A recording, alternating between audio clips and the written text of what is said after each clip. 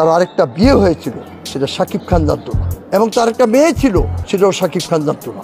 সে পরে জেনেছে, পরে জেনেই তো তাকে সে বুবলির মনের ভিতরে একটা খুঁজে আছে আর একটা জেলাসি মাইন্ড আছে। যেহেতু সতীনের সংসার, অপু বিশ্বাস তার বড় সতীন, সে হইল ছোট সতীন।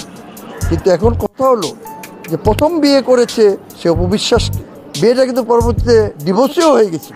তার পরবর্তীতে আপনারা অনেক কিছু দেখেছেন ইউটিউবিতে, আমি তাকে বলেছি কেন আমার ছোট ভাই আমাদের সামনে সে নায়ক হয়েছে, কিভাবে হয়েছে আমরা সব দেখেছি। আমি বলেছি তাকে, ছোট ভাই আমি তোমার বড় ভাই, আমি তোমার কাছে অনুরোধ করতেছি, জয়ের দাদা দাদি যখন চায় তুমি আবার অপু বিশ্বাসকে নিয়ে সংসার করো, সংসার পাতো। আল্লাহর কি হুকুম, বিসমিল্লাহ।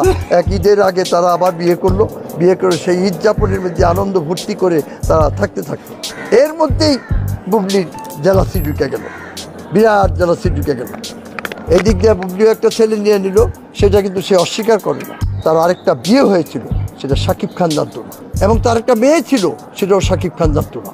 সে পরে জেনেছে, পরে জেনেই তো তাকে সে ঘৃণার চোখে দেখে। বুবলি শাকিব খানকে এমনভাবে পেয়ে বসছে, তার তো অনেক ধন সম্পদ আছে, পারলে মানে ওর কাঁধে বন্দুক দিয়া গন্ডি মারতেছে, ওর সাথে যা তা আচরণ করে। একটা ইউটিউবিতে দেখলাম বাচ্চা তার বাচ্চা এই করে করে তার চুলের ধরে ধাক্কাইতেছে, চুলের ধরে ফেলতেছে। এই ধরনের আচরণ আমরা আশা করি নাই। কোথেকে আসছো তুমি? তুমি তো শাকিব খানের লেজ ধরে এই চলচ্চিত্রে আসছো। শাকিব খান তোমার খুঁজে আসতে বলে তোমার ভাগ্যটা খুঁজছে, আজকে ভালো গাড়ি দিয়ে চলো, ভালো প্ল্যানে থাকো, নাহলে কোথেকে কী করতো তুমি? তুমি খালি ইয়ের পিছনে লেগে থাকো, অপু বিশ্বাসের পিছনে লেগে থাকো। কিন্তু অপুর শ্বশুর শাশুড়ি তো তাকে চায়, জয়কে চায়, তোমাকে চায় না। হ্যাঁ, ছোটো নাতিকে সে ফেলবে না, ছোটো নাতিকে সাকিবও ফেলবে না, ওটা তার রক্ত, তাকে সে রাখবেই, সারা জীবন রাখবে।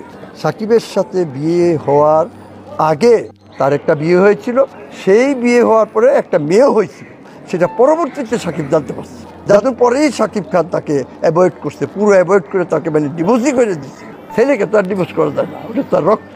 সে বলছে আমার জয় বীজ একই স্কুলে পড়বে, একই জায়গায় থাকবে, সব কিছু করবে, আমি বীরের দায়িত্ব নিলাম পুরা। কারণ